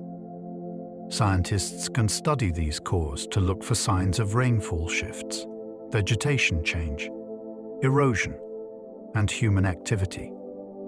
For mystery lovers, the fascinating part is that the answers are hidden in places that look still and ordinary. A calm crater surface may cover centuries of upheaval. Some people wonder whether future analysis will overturn familiar stories again, just as earlier evidence challenged the simple collapse narrative. The cores do not speak in legends or names. They speak in particles, and those particles may hold the closest thing we have to the island's environmental memory. Rano Aroi may record stresses that people adapted around. Rano Aroi is a wetland area that has helped researchers think about environmental change on Rapa Nui. Its sediments can preserve signs of shifting vegetation, moisture, and human impact across time. This matters because the island did not experience change in one uniform way. Different areas responded differently, and people may have adjusted their lives around those local conditions. A place that held water or supported useful plants could become important during stress. The record from Rano Aroi may reveal how the landscape changed before, during, and after major cultural developments. Some people see such sites as hidden witnesses that correct overly dramatic stories. Instead of one sudden downfall, the evidence may show adaptation, pressure, recovery, and new pressure. That pattern feels more human. People respond to difficulty in stages. They experiment. They move. They remember what works. Rano Aroi's quiet deposits may hold the story of those adjustments better than any ruined platform can. Ancient farmers may have managed scarcity with surprising skill. Farming on Rapa Nui required patience and invention. The island did not offer endless, rich soil, reliable rainfall everywhere, or abundant forest resources forever. Yet people still produced food in a challenging setting for generations. They used stone mulching, protected planting areas, and crops suited to local conditions. This shows a kind of intelligence that can be overlooked when the statues take all the attention. Monumental carving is impressive, but long-term food production may be the deeper miracle. A community can survive without giant statues. It cannot survive without dependable meals. Some people argue that the farming systems prove Rapa Nui society was more resilient than the old disaster story allowed. Others point out that even clever systems have limits when population, climate, and resources shift. The tension is what makes it fascinating. The islanders were neither foolish destroyers nor magical superpeople. They were skilled survivors working with a hard landscape and making it productive. Manavai stone circles protected crops from wind and dryness. Across the island, circular stone enclosures called manavai helped create small, protected growing spaces. Their walls reduced wind, held moisture, and made a better microclimate for delicate plants. This may sound modest compared with carving a moai, but it reveals a different kind of engineering. The builders were shaping air, shade, and soil conditions rather than stone faces. In a windy island environment, that mattered. Plants inside a manavai could have a better chance of surviving dry conditions and harsh exposure. This technique shows how closely people observed their environment. They were not simply planting and hoping. They were designing. Some people find manavai fascinating because they suggest that Rapa Nui knowledge was practical, local, and refined over time. The mystery is how much of that agricultural wisdom disappeared from the popular story because outsiders were more interested in the statues. The island's survival may have depended on these small circles as much as its grand monuments. Banana and taro gardens once softened the island's harsh conditions. Beyond the famous sweet potato fields, Rapa Nui also supported other Polynesian crops where conditions allowed. Banana and taro required more protection and moisture, which made their cultivation a sign of careful local knowledge. They could not simply be grown anywhere. People had to understand sheltered places, soil behavior, and water availability. These gardens remind us that the island's food system was more varied than a simple image of dry fields suggests. Different crops carried different needs, tastes, and social meanings. Some may have been associated with status, ceremony, or special occasions. The presence of such plants also connects Rapa Nui to the wider Polynesian voyaging world, where settlers carried living cargo across huge distances. Some people imagine the first gardens as acts of faith. A cutting planted in new soil was a promise that the voyage had truly ended. Every successful harvest proved that a remote island could become home. Obsidian tools reveal daily life beyond the famous statues. The sharp volcanic glass found on Rapa Nui opens a window into ordinary work that the Moai cannot show. Obsidian could be shaped into tools for cutting, scraping, and other practical tasks. It appears in domestic sites, workshops, and agricultural contexts, which helps reconstruct daily activity. This matters because the island was never only a ceremonial landscape. People cooked, farmed, repaired houses, prepared materials, and made decisions that left small traces behind. Obsidian tools are especially useful because their edges and distribution can reveal how people used space. A famous statue tells us about power and belief. A small flake of volcanic glass can tell us where someone worked with their hands. Some people find this intimate evidence more mysterious than the grand monuments. It brings us closer to individuals who lived between the ceremonies. Rapa Nui's greatest secrets may not all stand on platforms. Some are scattered in the remains of everyday labor. Matar blades may be tools, weapons, or misunderstood symbols. The matar flaked obsidian objects that were once widely interpreted as spear points or weapons. That interpretation supported the idea of a violent island collapse. Later studies questioned whether many were actually effective weapons at all. Their shapes vary, and some may have been used for cutting, farming, or other tasks. Others may have carried symbolic or status meanings that are not obvious now. This debate is important because one object type helped shape an entire story about Rapa Nui's past. If matar were mostly tools, then older images of constant warfare become less certain.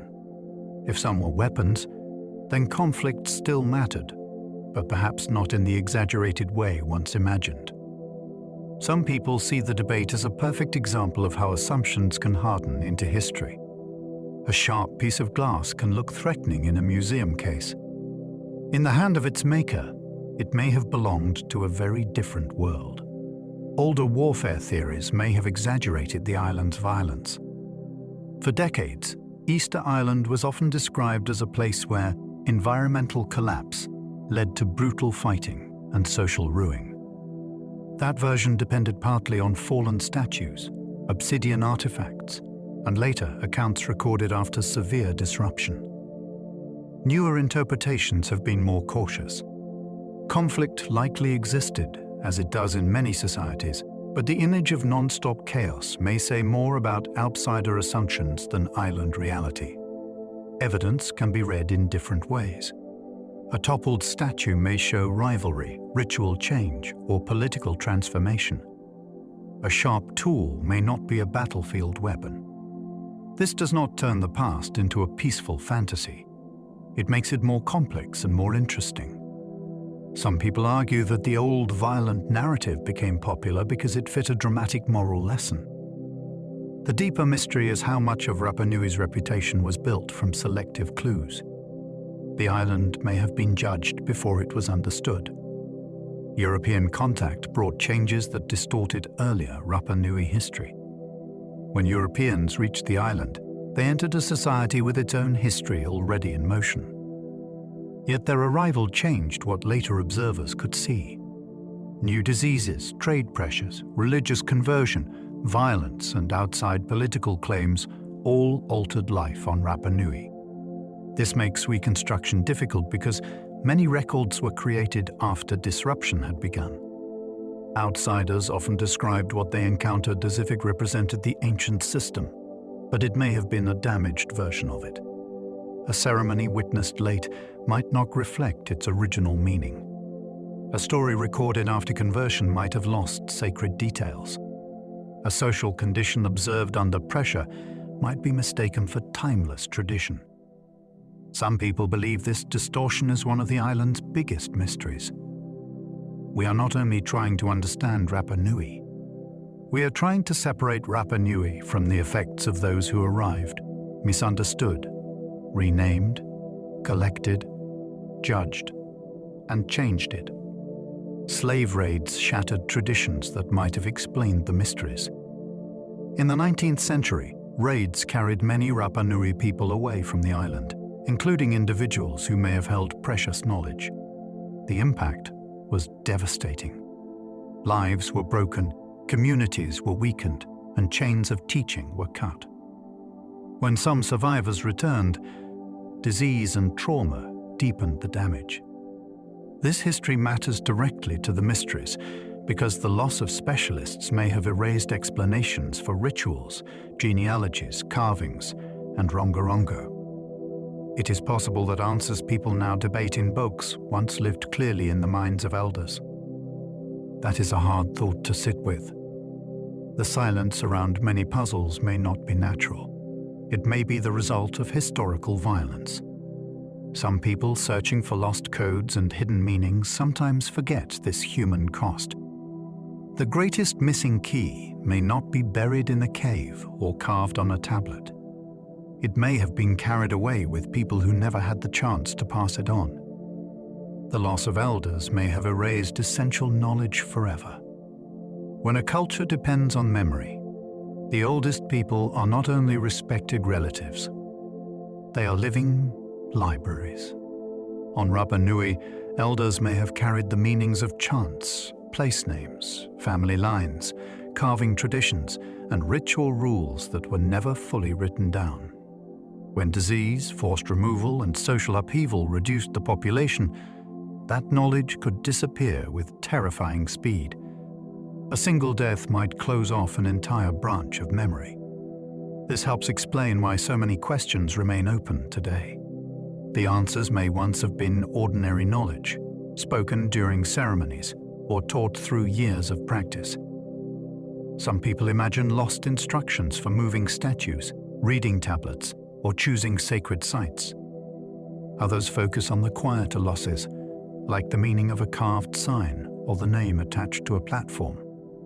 The tragedy is that many mysteries may not be ancient riddles at all. They may be missing conversations. Early visitors misunderstood ceremonies already damaged by outside pressure.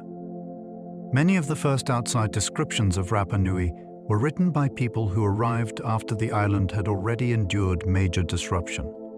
That timing matters. A visitor might see a ritual fragment and assume it represented the whole tradition. He might watch a changed ceremony and describe it as ancient. He might hear a guarded explanation and mistake silence for ignorance. This is one reason the record feels so difficult to trust. Outsiders often carried their own assumptions about religion, leadership, and so-called primitive life. They sometimes judged before they understood. Some people believe entire theories about Easter Island grew from these early misunderstandings. A broken custom can look strange when its full meaning has been interrupted. A sacred object can look like a curiosity when removed from its setting. The mystery is not only what Rapa Nui people did before contact, it is how much later observers failed to see because they arrived too late. The name Easter Island hides the older identity of Rapa Nui. The world-famous name comes from a European arrival, not from the people who made the statues. That matters because names shape imagination. When we say Easter Island, the place can sound like an accidental discovery on a foreign calendar. When we say Rapa Nui, the island returns closer to its own cultural world. It becomes a homeland with language, memory, ancestry, and sacred geography. The difference is not just political correctness. It changes the feeling of the mystery. The statues were not built on an empty landmark waiting to be found. They belong to a named world already filled with meaning.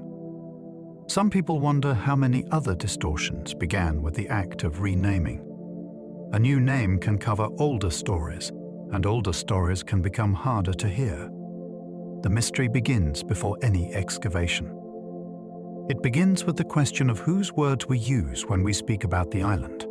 Dutch sailors arrived on Easter Sunday and renamed the place. In the early 18th century, a Dutch expedition reached the island on the Christian holiday that gave it its widely known European name. That moment seems simple on the surface, but it changed how the outside world would remember the place. A date from one culture became the label for another culture's homeland. The sailors saw statues, people, and a landscape they struggled to interpret. Their reports became part of the first European image of the island, and later writers built on that image. Some details from those early observations remain valuable, while others must be handled with caution. The encounter also reminds us how fragile first impressions can be. The visitors arrived briefly, understood little, and left behind a name that traveled around the world. Some people see this as a small but powerful act of possession. A sacred island entered foreign maps under a title chosen by strangers. Spanish visitors once claimed the island for a distant empire. Decades after the Dutch arrival, a Spanish expedition came to Rapa Nui and performed formal acts of possession. They planted symbols, held ceremonies, and gave the island another European name. To the people watching, the meaning of these actions may have been unclear or interpreted through local customs. To the Spanish, they were part of imperial procedure. This creates a strange scene.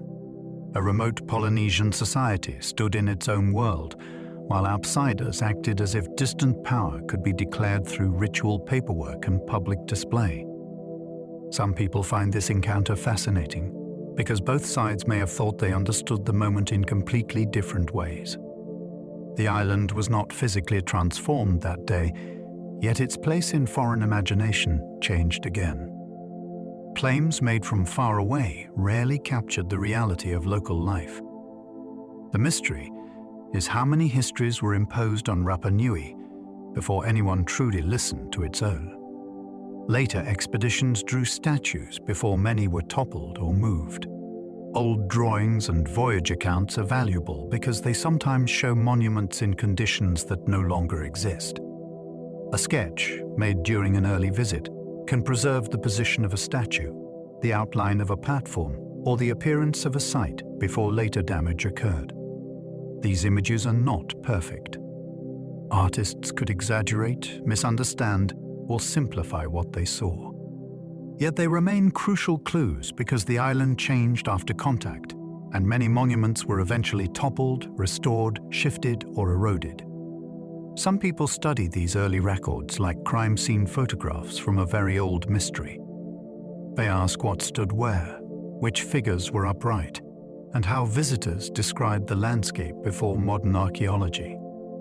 The drawings also shaped Europe's imagination of the island. A few lines on paper helped turn Rapa Nui into a global enigma. The mystery is that imperfect pictures may preserve truths that the ground no longer shows clearly. Archaeologists still debate when the first settlers truly arrived. The date of initial settlement is one of the biggest questions behind every other mystery on Rapa Nui. If people arrived earlier, then the statue tradition, environmental change, and social transformation unfolded across a longer span. If they arrived later, then the pace of achievement becomes even more astonishing. Dating evidence can come from charcoal, bones, plant remains, tools, and settlement layers, but each type has problems. Old wood can confuse results. Disturbed layers can mislead. Oral tradition may preserve memory without matching modern calendars exactly. This is why the debate remains important. The first landing sets the clock for the whole story. Some people prefer an earlier timeline because it allows room for lost phases of development. Others argue for a later arrival that makes the island's cultural explosion feel remarkably fast. Either way, the beginning remains partly out of reach, and everything that follows depends on where that beginning is placed. Charcoal dates and oral memory do not always align neatly. Evidence from the ground and stories from descendants do not always speak in the same kind of time. Charcoal can be measured in laboratories, but it may come from wood that was already old when burned. Oral memory can preserve deep truths, but it may arrange events through lineage, meaning, and sacred importance, rather than exact calendar order. On Rapa Nui, this tension makes the past feel both scientific and human. A laboratory result may challenge a cherished tradition. A tradition may point toward a place or sequence that excavation later supports. Neither side should be dismissed too quickly. Some people see the mismatch as a sign that modern methods are missing something. Others see it as the normal difficulty of reconstructing an ancient island history. The most interesting possibility is that both preserve different parts of the truth. One records material traces. The other records how people understood their own beginning. The old royal line may connect Anakena with sacred authority. Anakena is often treated as more than a beautiful beach. It is linked with origin traditions, chiefly presence and early settlement. That gives it a special role in the island's memory. A royal line associated with this place would not only claim descent, it would claim a connection to the beginning of society itself. Sacred authority often depends on origin, and origin depends on where the first canoe landed, where the first home stood, and where the first leaders established order. Some people believe Anakena's monuments and remains reflect that elevated status. Others caution that later traditions may have shaped how the place was remembered. Still, the connection is powerful because it ties landscape to legitimacy. A ruler's authority could be strengthened by standing near the place where the island's story was believed to have begun. The beach becomes more than a landing point. It becomes a claim written into memory and stone. Ahu now preserves some of the island's finest moai. At Anakena, this restored platform presents statues with unusually clear features, including delicate facial shapes and pukao on several figures. The site is important because some of its statues were protected by sand for a long period, which helped preserve details lost elsewhere. That preservation gives viewers a closer sense of the original artistry. These were not crude blocks with faces. They were carefully formed presences with refined ears, noses, hands, and posture. The setting also matters because the platform stands in a place associated with high-status memory and early settlement. Some people see ahu, now as a rare glimpse of the Moai tradition at its most polished. Others are drawn to the idea that sand acted like a guardian, covering the figures until modern restoration revealed them again. The site feels like a meeting of beauty and survival. It shows what time can damage and what time can accidentally protect. The beach at Anakena links origin stories with archaeological remains. There are places where legend and evidence seem to stand close together, and Anakena is one of them. Traditions connected with the arrival of the founding people, while archaeological work shows that the area held early importance. That combination gives the beach a special charge. It is not only a scenic shoreline, it is a place where memory can be tested against material traces.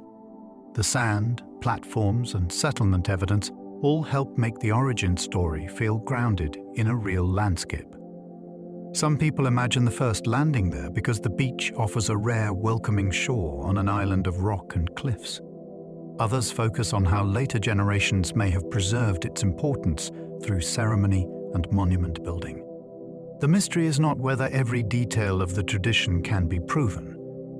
The mystery is how a place can hold memories so strongly that stories, ruins, and identity continue to meet there. Some statues show long ears that inspired outdated migration theories. The elongated ears of certain Moai fascinated early observers and helped fuel old ideas about separate peoples on the island. Some writers imagined a division between long-eared and short-eared groups, sometimes turning oral traditions into racial theories that are no longer accepted in that simple form. The ears themselves, however, remain interesting. Earlobe stretching was practiced in different parts of Polynesia and could signal status, beauty, or sacred identity. On the statues, the feature may emphasize rank or ancestral importance rather than biological difference. This is a good example of how a real detail can produce misleading speculation. Some people still love the drama of rival groups and hidden migrations, but the evidence requires care. The more grounded mystery is why the sculptors chose to stress this feature so strongly. It may have marked the figures as elite beings. Their ears were not accidental. They were part of how power was carved into the human form. Thor Heyerdahl's ideas made Vinapu famous in fringe debates. The Norwegian adventurer argued that South American influence played a major role in parts of Polynesian prehistory, and Rapa Nui became central to his case. Vinapu's fitted masonry seemed to him like a clue pointing east toward the Andes. His ideas attracted huge public attention because they offered a dramatic alternative to the standard Polynesian settlement model. Many scholars rejected his strongest claims, but his impact on popular imagination was enormous. He made people look at stone walls, ocean routes, and cultural similarities with fresh curiosity. Some people still see him as a bold thinker who challenged academic caution. Others see him as overreaching from selective evidence. Either way, his work helped turn Easter Island into a battleground between mainstream explanation and alternative history. The fascination remains because Vinapu does look unusual at first glance. Even when the larger theory is disputed, the site keeps inviting people to ask whether the Pacific was more connected than we think. Inca comparisons continue because the fitted stones look strangely familiar. At Vinapu, the close-fitting stones have often been compared with walls in the Andean world. The resemblance is not perfect, and most specialists do not consider it proof of Inca builders on Rapa Nui. Still, the visual comparison is hard for many viewers to ignore. When stones fit so neatly together without mortar, people naturally wonder whether techniques traveled across the ocean. Independent invention is possible because skilled builders in different places can solve similar problems in similar ways. Yet the island's position between Polynesia and South America keeps the question alive. Some people imagine visiting craftsmen, shared ideas, or a very old exchange that left only architectural hints. Others argue that local builders deserve full credit without importing outsiders. The mystery is why the wall feels so familiar while remaining culturally distinct. It stands at the perfect edge of plausibility, where caution and curiosity keep pulling in different directions. Mainstream scholars reject many outside builder theories for good reasons. The idea that outsiders must have created Rapa Nui's great works has a long history, but it often underestimates the islanders themselves. Archaeological evidence supports Polynesian settlement, local development, and skilled island craftsmanship. Tools, quarries, roads, platforms, and traditions all point to a society capable of its own achievements. Many outside builder theories rely on resemblance, surprise, or the assumption that remote people could not have done extraordinary things. That assumption is unfair and usually unnecessary. The Moai do not need mysterious foreigners to be impressive. Their creators were remarkable enough. At the same time, rejecting weak claims does not close every door. Contact, influence, and rare voyaging remain separate questions from takeover or replacement. Some people who enjoy alternative history can still ask bold questions while respecting the evidence. The strongest mystery is not whether someone else built Rapa Nui. It is how Rapa Nui people develop such ambition, organization, and technical confidence in their own world. Alternative thinkers still wonder whether ancient voyagers shared techniques. A careful version of the contact idea does not require lost empires or impossible claims. It asks whether people moving across the Pacific may have exchanged practical knowledge in small ways. Canoe routes, crop transfers, stone ideas, ritual symbols, or navigation lore could have traveled through rare encounters. Such exchanges might leave only faint traces. A tool form, a plant name, or a building habit could survive after the memory of the meeting disappeared. This makes the possibility difficult to prove and easy to exaggerate. Some people take the idea too far. Others dismiss it too quickly because it sounds speculative. The Pacific was huge, but it was crossed by people with real skill. Rapa Nui sits in a place that naturally attracts questions about East and West. The most interesting version of the theory is not about replacing local genius. It is about wondering whether ancient ocean worlds touched more often than surviving records reveal. The Moai's faces may show power through calm and restraint. The expressions on the statues are not wild, angry, or theatrical. They are controlled. The long noses, firm mouths, heavy brows, and raised chins create a feeling of authority without movement. That restraint may be exactly the point. A powerful ancestor did not need to shout. The face could project command through stillness. This artistic choice separates the Moai from monuments that show battle, triumph, or dramatic action. They are about presence. Their emotion is held back, which makes them more imposing. Some people wonder whether the faces were idealized portraits of leaders, shaped to show dignity rather than individual personality. Others think they represent a sacred style that transformed human features into something beyond ordinary life. The calmness can feel almost unsettling because it gives so little away. The statues do not explain themselves. They simply hold their gaze, as if authority on Rapa Nui was meant to be felt before it was understood. Their elongated heads may reflect status, ancestry, or sacred style. The proportions of the Moai are unmistakable. The heads are long, the faces are vertical, and the bodies are simplified beneath them. This was not a failure to carve realistically. It was a deliberate style. In many traditions, important figures are enlarged or altered to show rank, spiritual power, or connection to ancestors.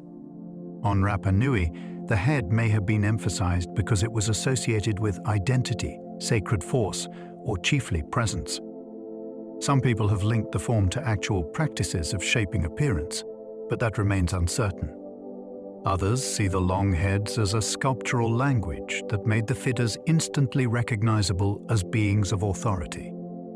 The mystery is why this form became so dominant and consistent across the island.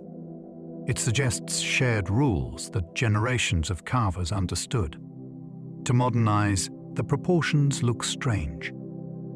To the makers, they may have been the correct way to show a person transformed into ancestral power. Tattoo patterns may survive in carvings on statue bags. Some Moai preserve designs on their bags that may relate to body markings, garments, belts, or symbolic emblems. Tattooing held deep meaning across Polynesia, often connected to identity, rank, ancestry, and life passage. If some statue carvings echo tattoo patterns, then the figures may preserve visual information about elite bodies that would otherwise be lost.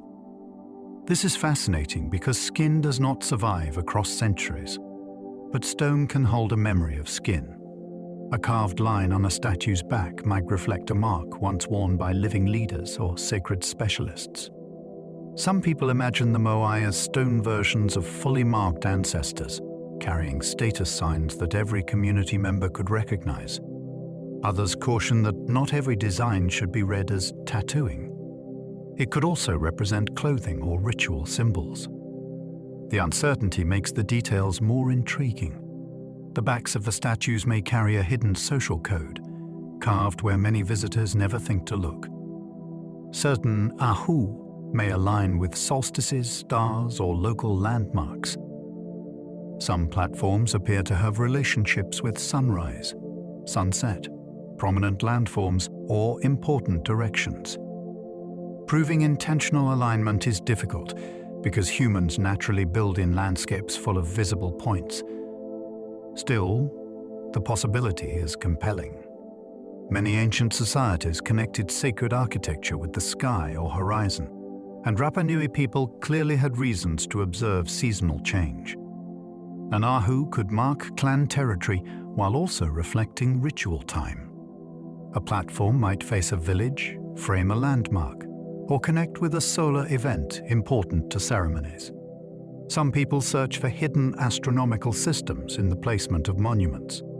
Others prefer practical explanations tied to settlement and social organization. The island may not force us to choose only one. Sacred places often carry several meanings at once.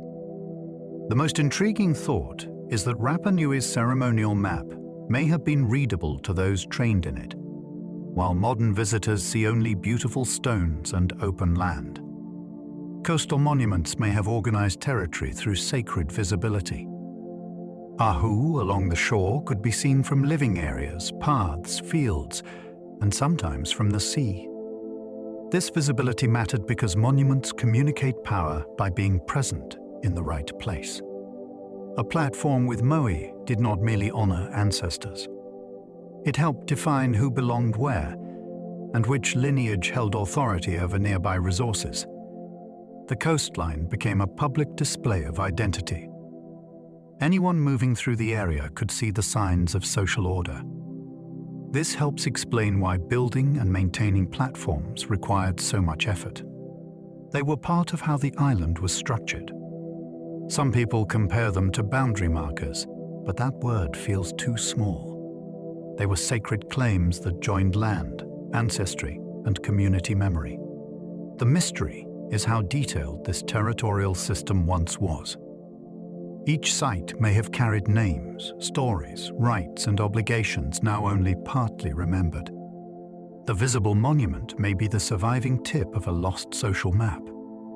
Clan rivalries may be written into the island's ceremonial landscape. Rapa Nui was not a single blank stage for one unified building project. Different groups likely held different territories, ancestors, and ritual priorities.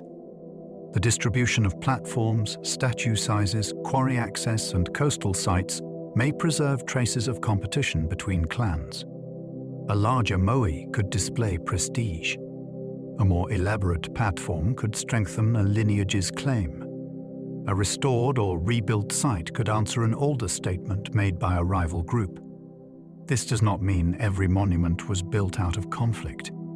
Competition can be ceremonial, political, and symbolic, rather than openly violent. Some people imagine the island as a place where stone served as a language of status. Instead of writing boasts in a text, communities carved authority into the landscape. The mystery is whether we can still read that language. The monuments remain, but the social conversations behind them have mostly faded. Each platform may be part of an argument we can only half hear. Some toppled statues were later reburied by time and weather. After many Moai fell, soil, sand, vegetation, and slope movement gradually covered parts of them. This natural reburial changed how later generations encountered the statues. A figure that once stood above a ceremonial platform could become a buried shape, a visible head, or a broken form partly hidden in the ground. That process affects interpretation. Visitors may think they are seeing how a statue was meant to appear when they are really seeing the result of centuries of change. Reburial can also preserve details, as it protects stone from wind and rain. This creates a strange trade-off. Burial hides the monument, but it may save its surface. Some people see the island itself as an unwilling archivist, covering fallen ancestors until they can be studied again. Others feel that exposing them carries risks because the air begins wearing them down. Time does not simply destroy Rapa Nui. Sometimes it conceals, protects, and confuses.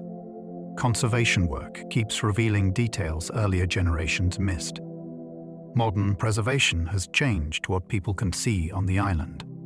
Careful cleaning, mapping, scanning, excavation, and stone analysis can reveal tool marks, carvings, repairs, and surface details that earlier observers overlooked. This matters because the Moai are not finished mysteries from the past. They continue to produce new information. A faint line on a statue's back may change an interpretation. A platform's construction layers may show rebuilding. A damaged surface may reveal how the stone has weathered since exposure. Conservation also raises difficult choices. Intervening too much can alter a monument. Doing too little can allow damage to continue. Some people find this ongoing work exciting because it means the island is not silent in a final way. It is still being read, with better methods and more respect than before. The next clue may not come from a dramatic discovery. It may come from noticing something that was always there. Laser scanning may preserve carvings before erosion can erase them. High-resolution digital recording can capture surface details too faint for the eye to study easily. On Rapa Nui, that technology is especially valuable because wind, salt, rain, and human contact can slowly wear away carvings. A scan can preserve the shape of a mark before it disappears. It can also let researchers compare statues and petroglyphs without touching fragile surfaces. This gives the island a new kind of memory. The original stone remains sacred and irreplaceable, but a digital record can survive as a backup against loss. Some people imagine future generations exploring three-dimensional models of carvings that no longer exist in the same clarity on the island. Others worry that digital copies can never carry the presence of the original place. Both views make sense. The technology does not solve the mystery of meaning. It protects the evidence, so the question can stay open longer. In that way, modern light reads ancient shadow. Digital models now let researchers revisit old theories with precision. Computer reconstructions can test ideas that once depended on guesswork. They can model statue weight, balance, transport routes, platform shapes, sightlines, and erosion patterns. This does not remove imagination from the mystery. It gives imagination a firmer ground. For example, A theory about moving a statue can be compared against slope, distance, and stability. A claim about alignment can be checked against the horizon. A restoration plan can be examined before stones are moved. Some people enjoy this because it lets old arguments become almost interactive. The island can be studied as a system rather than a collection of isolated wonders. At the same time, digital models depend on the assumptions placed inside them. A beautiful simulation can still be wrong if the starting idea is flawed. That tension keeps the work fascinating. Modern tools can sharpen the questions, but they cannot replace the missing voices of the people who built the monuments. The island's lava tubes may contain traces of hidden refuge. Volcanic activity left Rapa Nui with underground passages that could serve practical and symbolic purposes. In times of danger, people may have used some caves as shelters. In times of scarcity, they could store food, water containers, tools, or sacred items. The hidden nature of lava tubes makes them especially intriguing because they offer a second island beneath the visible one. Above ground, monuments declared power. Below ground, people may have protected what mattered most. Some caves contain evidence of use, and others remain difficult to interpret. Some people wonder whether families had secret places known only to certain lineages. Others imagine ritual restrictions controlling who could enter. The mystery is that caves preserve intimacy in a way platforms do not. A platform speaks publicly. A lava tube keeps secrets. The island's surface shows what communities wanted seen, while its underground spaces may reveal what they needed to hide, guard, or remember. Cave art and bones may hold stories still barely studied. Inside some caves, traces of past activity can include drawings, carvings, human remains, animal bones, and domestic evidence. Each type of material opens a different kind of question. Art can suggest belief. Bones can reveal diet, movement, ancestry, or burial custom. Everyday debris can show how a hidden space was used. Yet caves are delicate archives. Disturbance, looting, humidity, and careless exploration can destroy context before anyone understands it. This makes them both fascinating and vulnerable.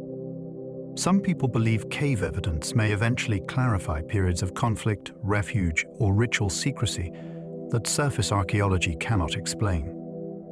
Others caution that interpretation must be respectful, especially when human remains are involved. The most powerful idea is that Rapa Nui's story may still be waiting in places tourists rarely see. Not every mystery stands in daylight. Some remain in enclosed chambers, where a mark on stone or a small fragment of bone may preserve a chapter that public monuments never told. Rapa Nui's greatest mystery may be how much knowledge disappeared. Many puzzles on the island are not mysterious because the people who made them were unknowable. They are mysterious because the channels of knowledge were broken. The meanings of signs, the details of rituals, the biographies of statues, the rules of platforms, and the old systems of authority may once have been explained through teaching. When that teaching was interrupted, the evidence remained without its full voice. This changes how we listen to the island. Every unanswered question carries a human absence behind it. Some people search for hidden codes, lost visitors, or suppressed truths. Those possibilities can be intriguing. Yet the deepest loss may be simpler and sadder. Knowledge can vanish when communities are harmed, when languages are weakened, and when sacred specialists cannot pass on what they know. The island's silence is not empty. It is full of things that may have been remembered clearly by people who lived only a few generations ago. The stone giants remain silent because their builders left no translation. The Moai still dominate the imagination because they look deliberate, intelligent, and meaningful. Yet they do not explain themselves in words we can read. Their makers left quarries, roads, platforms, carvings, tools, and traditions, but no complete guide that tells outsiders exactly what each statue meant. That absence is what keeps the mystery alive. We can study stone, measure weight, compare sites, and rebuild parts of the past. We can listen to oral memory and respect what survives. Still, a final translation remains out of reach. Some people fill that gap with ancestors, gods, lost voyagers, star knowledge, or forgotten technologies. Others stay closer to evidence and accept uncertainty. Both responses begin from the same fact. The statues feel like messages. They seem to say that someone wanted power, memory, and presence to endure. The meaning has not vanished completely, but it has withdrawn just enough to keep the world wondering. And so, we leave Rapa Nui where we found it, surrounded by dark water, distant from almost everything, and still holding more questions than answers. Tonight, we have wandered through the island's great stone mystery. We have thought about the Moai and the strange possibility that they may have moved upright across the land. We have stood beside platforms that faced the living, not the open sea. We have listened for the lost voice of Rangarongo, traced the memory of vanished forests, and looked toward the cliff edge at Orongo, where the Birdman ritual once turned a fragile egg into a symbol of power. We have followed old roads from quarry to coast. We have stepped into caves, looked across crater lakes, and considered the hidden work of farmers who shaped stone into survival. We have seen how one island can become many stories at once. A story of ancestors, a story of skill, a story of damage, endurance, and memory. And perhaps most of all, a story about everything that can be lost when the people who know the answers are no longer able to pass them on. There are still statues with unreadable faces. There are still carvings whose meanings remain uncertain. There are still theories that stretch across oceans towards stars, lost voyages, and knowledge that may have faded just before anyone thought to preserve it. If you enjoyed this curious journey, you can like, subscribe, or leave a thought below. It helps others find their way here too. And if you are still awake, another mystery will be waiting for you on the screen. But for now, let the island grow distant. Let the questions settle without needing to be solved. Let your shoulders soften and allow your breathing to slow. The stone giants can keep their secrets for one more night. Sleep well and good night.